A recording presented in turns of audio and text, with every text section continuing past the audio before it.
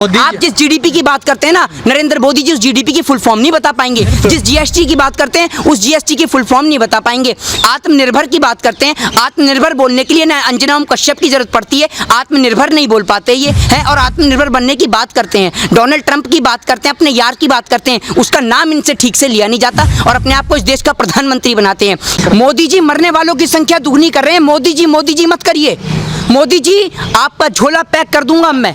आपने बहुत इस देश की जनता को मूर्ख बना लिया। आप मोदी जी करके आप इस देश के मजदूरों को खा गए, किसान को खा गए। आपका पेट अभी भी नहीं भरा, आपका पेट अभी भी खाली है।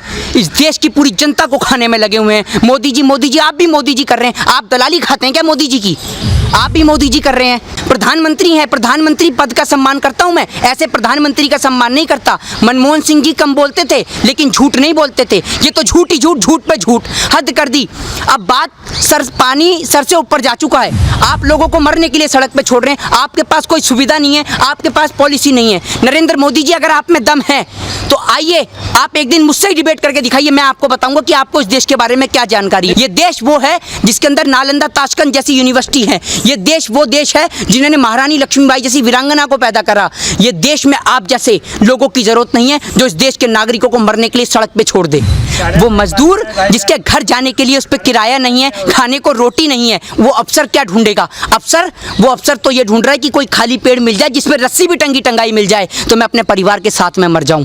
उस माँ से जाके पूछिए जो सड़क पे मृत हो जाती है। वो एक छोटा बच्चा, छोटी सी उम्र का बच्चा अपनी मृत माँ का दूध पी रहा होता है पेट भरने के लिए। उस माँ से पूछिए जिसके पेट में नवजात शिशु पल्ला होता है और उसको 8 हॉस्पिटल में जाने के बाद भी कहीं जगह नहीं मिलती और वो माँ दर दर की ठोकरें खा के, अस्पतालों की ठोकरें खा कर एम्बुलेंस के अंदर अपना दम तोड़ देती है। क्या ये घटना शर्मसार नहीं है?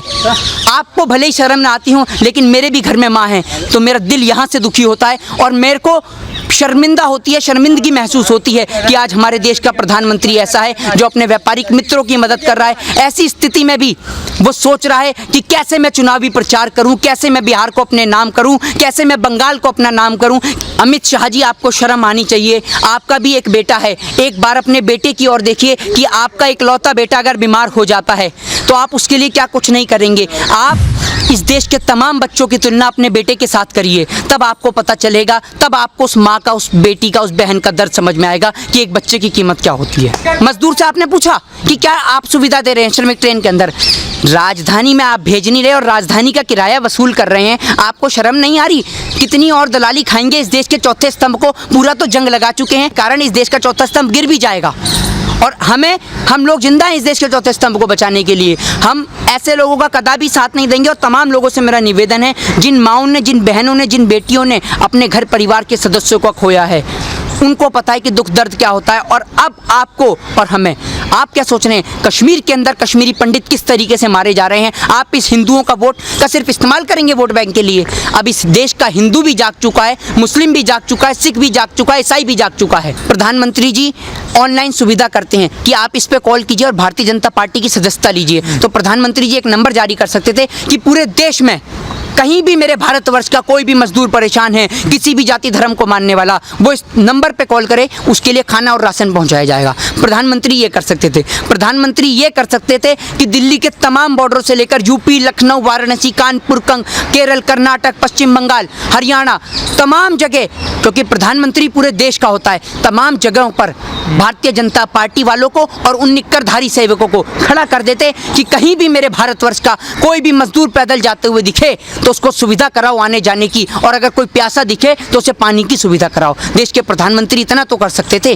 अरे इस लॉकडाउन के अंदर तो इतना देखने को मिला है कि लोगों को पानी तक नसीब नहीं हुआ, भूखे और प्यासे मर गए। आप मोदी जी इतना तो करा सकते थे कि उनको घर नहीं बेच सकते तो कम से कम उनको उसी जगह पर पानी और खाना तो मुहैया करा देते। मेरे दिल को और मेरे भाइयों मजदूरों को भी बहुत खुशी मिलती। देखिए, रैली का टायर पंचर कर देगी बिहार की जनता, स्वागत के लिए तैयार हैं पुराने जूते और चप्पल, ठीक है, और जिस पे रैली पर रथ यात्रा ये करेंगे उसका पंचर करेगी बिहार की जनता। बिहार के अंदर से शुरुआत होगी भारतीय जनता पार्टी की संपूर्ण भारत से जाने की तैयारी।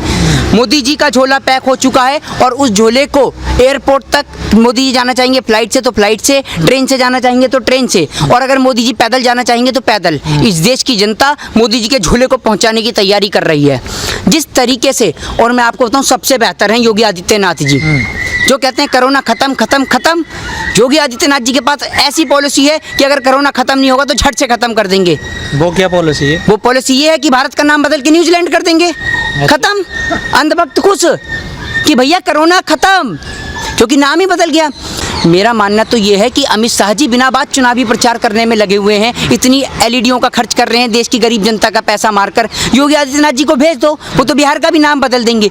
काम इन्हें कुछ करना नहीं है, जनता को मूर्ख बनाना है, भक्तों से ताली पिटवानी है। भक्तों ताली बजाओ और खुश हो जाओ, क्योंकि भारत कोरोना में 11वें स्थान से 4थे स्थान पे पहुंच चुका है। आप थाली पीटते रहो, अनुपम खेर जी आप भी थाली पीटो, खूब थाली पीटो, क्योंकि ये अनुपम खेर जी तो ऐसे लोग हैं, अनुपम खेर जैसे ऐसे लोग हैं जो कोरोना जैसी महामारी में भी पैसा कमाने की सोचते हैं। इन्होंने मूर्ख बनाने का प्रयास कर रखा है पूरे देश की जनता को। कभी ये थाली पिटवाते हैं, कभी ढोल बजवाते हैं, कभी लाइट जलवाते हैं, कभी दिए जलवाते हैं।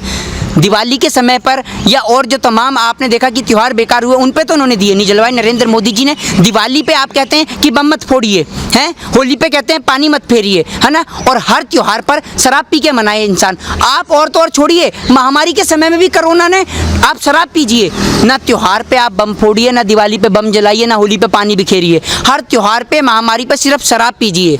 मध्य प्रदेश के अंदर इनके पास बहुमत है नहीं, राज्यसभा में 2 कैंडिडेट इन्होंने खड़े कर दिए। कैसे खड़े कर दिए? क्योंकि वहाँ इनका इरादा है खरीद और फरोख्त का धंधा चलाने का।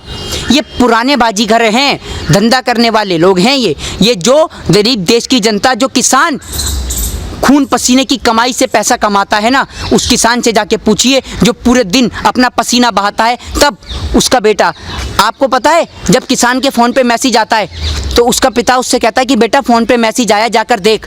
तो उसका बेटा कहता है कि पिताजी ये मैसेज बैंक से नहीं आया कि हमारे लिए पैसा आ गया, ये मैसेज मेरी फ़ीस का आया है। उस किसान से जाके पूछो कि जब वो अपने बेटे की स्कूल की, कॉलेज की फ़ीस नहीं दे पाता, जब वो किसान अपने बैंक वालों का कर्ज नहीं चुका पाता, जब वो किसान के खेत पे कब्जा कर लेते हैं बैंक वाला, तो उस किसान के पास सिर्फ एक ही ऑप्शन होता है, इस पेड़ पे टंग जाने का।